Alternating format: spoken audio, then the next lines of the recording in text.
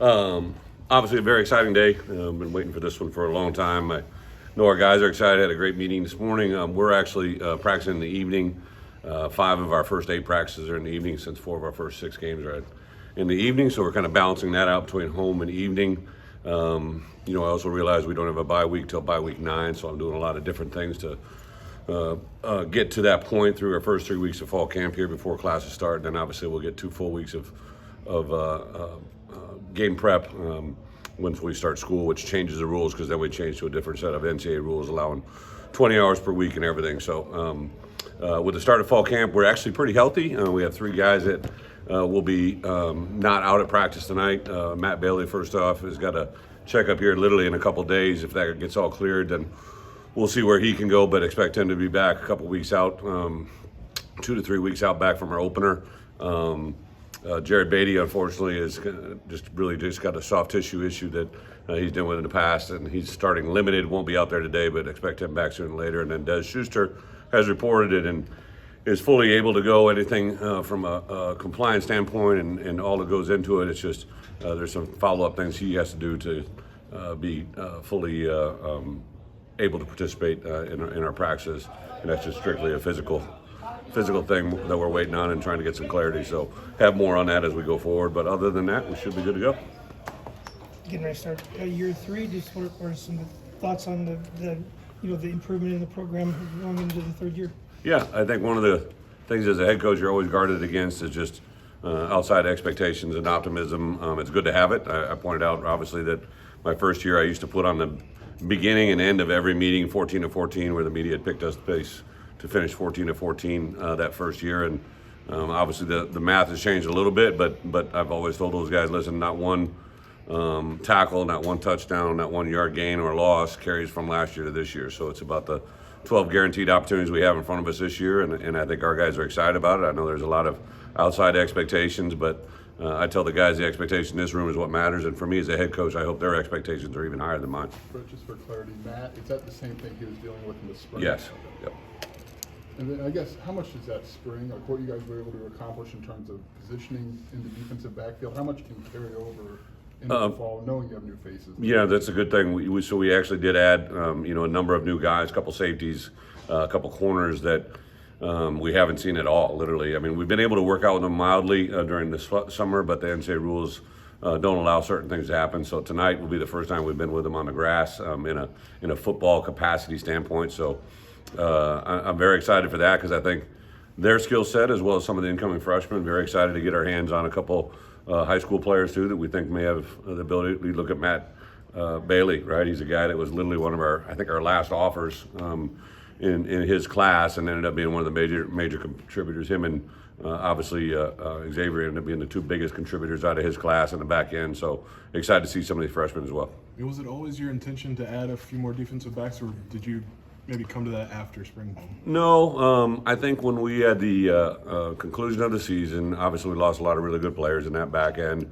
What was awesome byproduct of that is we really had a great look at our players during the bowl game preparation. Obviously, when a couple guys didn't play, that opened up the window there. So you saw that, which kind of not changed my math, but made me think about where we were at and what we need to do. And then that first wave of true portals and transfers and all that goes in January. And then I think after spring ball, we took an assessment of, okay, what do we have? Where do we think we need? And then the door opened up for a couple guys, Hill and Bush, as well as a couple other guys that we were able to get in the program. And I think we're always trying to acquire players, but I do think we use the portal kind of as a way to supplement areas we might have concerns at. I don't think you take a guy in the portal as your desire to make him a day one starter. Sometimes it happens, but that's more of a byproduct. With the night game thing, tell me how you come to that decision. Is it purely get their bodies ready, get their minds ready to be playing at night? Is it more like, all day kind of thing, the preparation of what they need to go through for those game days? How do you go through The biggest one is easy to identify. It's just a different game catching the ball under lights, right? So not just for receivers, but big time with the kick returners, punt returners, just can't be simulated. We did hit a heavy stretch of high heat there for a little bit. So I think these first 3 practices, we're going to go Thursday, Friday, Saturday. We limit the area we're in down in the red area. In addition to that, I knew practicing at night would be cooler than it is during the day. So that's really the the two key ingredients. As far as the night games when they're scheduled, we really have no control over that. But I do know that we talk to our players a lot about how they approach the idea of a night game versus a day game. So the biggest thing we're going to do is our two scrimmages, where by NCAA rules we're allotted true two full. We're going to do three things. They're going to be at night. We'll do our pregame meal 4 hours out before the game, like we do for all games, right? So if we play at 7 o'clock at night, 4 o'clock, 3 o'clock, 11 o'clock, there's always a pregame meal 4 hours out. And the other thing, because we have new uniforms, we'll actually put our players in their game day uniforms for those two scrimmages. The first scrimmage will have offense probably in the home and defense in away, and then we'll flip it for the second one and make as real a game day situation as we can on the lights. And do you have a preference, like a personal preference, like on a Saturday, to be playing at 11 a.m. or to be playing at 7 p.m.? Does it matter to you? No, as a head coach, I used to really, I believe my first year we went 12-1. I believe all 13 games were at 11 o'clock. And the only benefit to that is you truly just are done for the day. Like, I'd rather just get up and get going, but I know a lot of our kids love playing at night. I think a lot of fans like playing the night games. I think when I got into coaching, everybody used to love the 1 o'clock game. Those don't even exist anymore, right? So it's a little bit of just, hey, tell me what we got to play, when we got to do it. I really, in my 15th year as a head coach, I don't think it affects the players very much as much as I used to. We practice in the morning sometimes. I used to get concerned. The reason one of the hesitations I didn't go to practice in the morning, because that's by far the best time to practice, was I used to think it would affect our players, but I think they can roll anytime now. Coach, depth chart wise, how much did you get figured out in the spring, and how much of that carries over here into fall camp? Well, there's a lot a carryover for sure. When we got done with spring ball, we sat down as a staff, said, hey, what do we think? Not only in your position room, so all the coaches, hey, this is where I'm at. I think these 5 guys are going to contribute these 3 roles, or however you will lay it out. Take, for instance, everybody always wants to know how you're going to replace Chase Brown. Well, you don't replace Chase Brown, but you replace Chase Brown productivity, right? And who's going to do that? We have 2 players with veteran experience with Reggie and Josh, and then we have a trio of 3 freshmen that we feel are going to replace those numbers. So that's one aspect. I think the other thing defensively is, okay, in our room now, where do we have strengths? We have a really strong outside linebacker room. We have obviously a very solid group of defensive linemen. On the offense side of the ball, we have a pair of a guard and tackle that I feel might be one of the better tandem of guys I've had in my career. I have a first-time starter at center, whatever end up direction that goes. Josh had a great summer, so it's just kind of an inventory of everything, and then affects how we enter fall camp. But by no means are we solidified anything. I think these first 8 practices, there's a lot of finding out where we're at.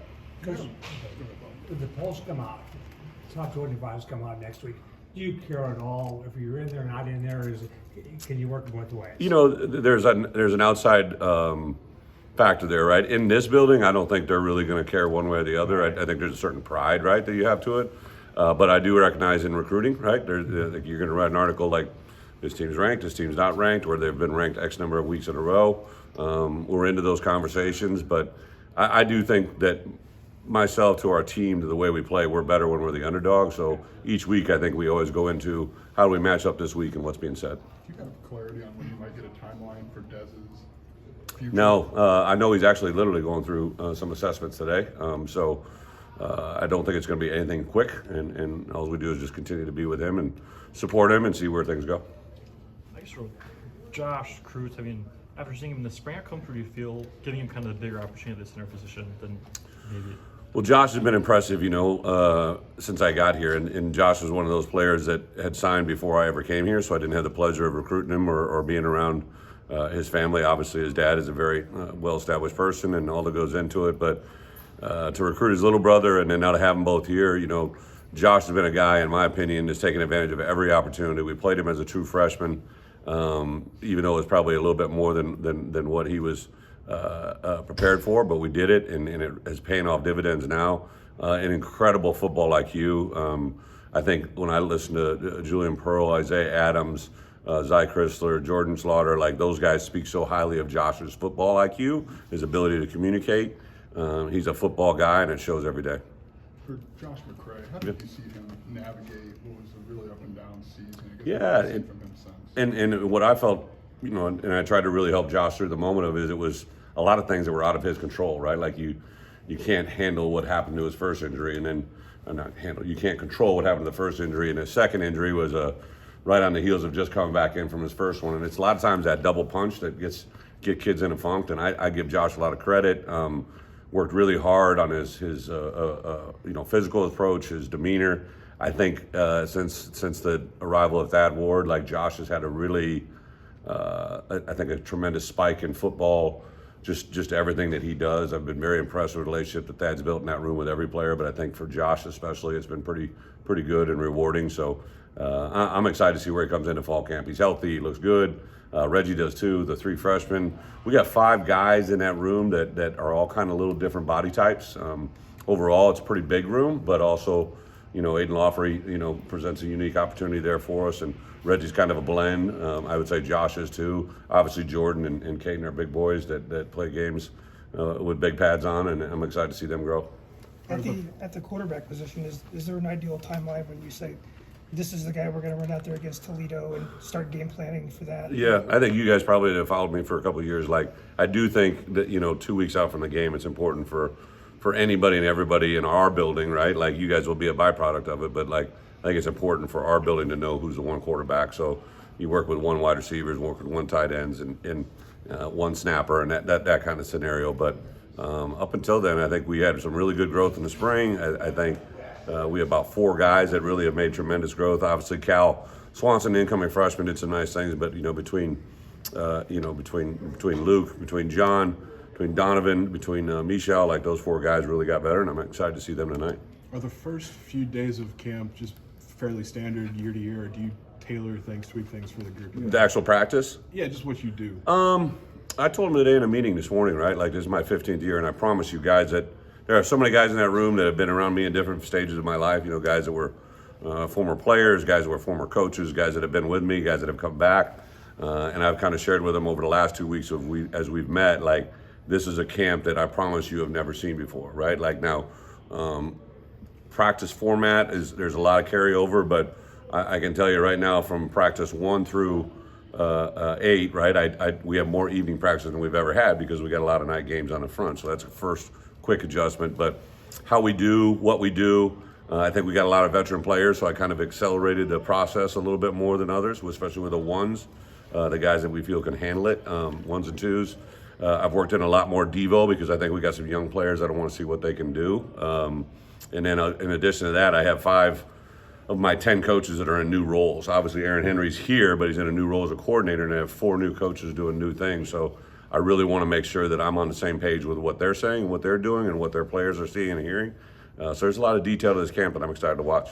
The sports betting stories that have come out of like Iowa and Iowa State, it's a brave new world with kids being able to bet from their phones and things like that. What safeguards do you have in place for such like that? I know you've spoken to it before. Yeah, it's in the news today. No, it's obviously just the I always tell our players, let's pay attention to college football, right? And there's 2 main storylines out there, that world and obviously the situation in Northwestern. So I think it brings awareness into our building, which is a good thing.